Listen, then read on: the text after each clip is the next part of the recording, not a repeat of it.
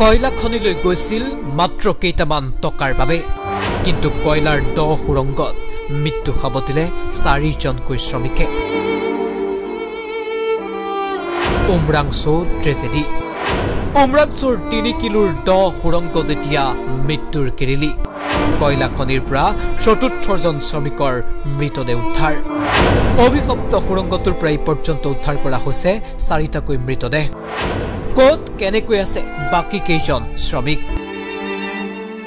মাত্ৰ কেইটামান টকাৰ বাবে পৰিয়াল চলোৱাৰ তাৰণাত পৰিয়ালটো সুখত ৰখাৰ তাৰণাত নিজৰ জীৱনক তুচ্ছ কৰি কয়লা খনিলৈ গৈছিল কেইবাজনো শ্ৰমিক সপোন আছিল কয়লা খনিত গৈ অধিক টকা হাজিৰা পাব আৰু সেই টকাৰে পৰিয়াল ভালকৈ পোহপাল দিব নিজৰ জীৱনক তুচ্ছ কৰি সোমাই গৈছিল এই 300 ফুট দ সুৰংগৰ মাজেৰে আৰু 300 ফুট দ সুৰংগৰ মাজেৰে গৈ কয়লা খনিৰ ভিতৰত আবদ্ধ হৈ পৰিছিল প্ৰায় 9 গৰাকীকৈ শ্ৰমিক কিন্তু অভিশপ্ত সুৰংগটোৰ ভিতৰত হঠাৎ পানী সোমাই সকলো তছনছ কৰি দিলে উপঙি থকা অৱস্থাত উদ্ধাৰ হৈছে ইজনৰ পাছত সিজন শ্ৰমিকৰ মৃতদেহ কিমান কঠিন আছিল জীৱন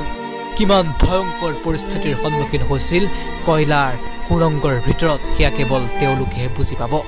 বিগত 6টা দিনেই এই কয়লা খনিৰ ভিতৰত আবদ্ধ হৈ থকা শ্ৰমিক কেইজনে যুঁজিছিল জীৱন মৃত্যুৰে আৰু তাৰে 4জনকৈ শ্ৰমিকৰ মৃতদেহ উদ্ধাৰ কৰা হৈছে বাকি কেইজন শ্ৰমিকৰ সন্ধান নাই ভিতৰলৈ সোমাবলৈ অন্ধকাৰ আৰু পানীৰ বাবে অসমৰ্থ উদ্ধাৰকাৰী দল ক'ত আছে কেনেকৈ আছে কি অৱস্থাত আছে হিয়া কোনেও নাজানে পৰিয়ালকেইটাই এতিয়া হাহাকাৰ কৰিছে কিন্তু কেইটামান টকাৰ বাবে গৈ কয়লাৰ দ সুৰংগত জীৱন হেৰুৱালে 4গৰাকীকৈ শ্ৰমিকে কিমান ভয় লগা হিয়া মাত্ৰ কেৱল তেওঁলোকেহে অনুভৱ কৰিব পাৰে এই ঘটনা এতিয়া ৰাজ্য জোকাৰি গৈছে সকলোৱে আশা কৰিছে যি কেইজন শ্ৰমিক এতিয়া উদ্ধাৰ হোৱা নাই তেওঁলোকক সোনকালেই সুস্থ অৱস্থাত উদ্ধাৰ কৰা হোক যি ঘটনাই ৰাজ্য জোকাৰি গৈছে শোকাহত কৰি তুলিছে প্ৰতিগৰাকী ৰাজ্যবাসীক এনে কৰুণ আৰু হৃদয় বিদাৰক ঘটনা কেতিয়াও নঘটক তাৰেই কামনা কৰিছে ৰাজ্যবাসীয়ে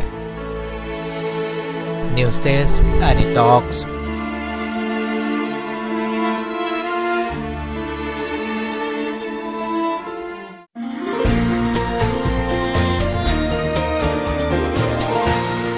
এনি টক্স হুতৰ বিপৰীতে ৰাইজৰ স্বাৰ্থ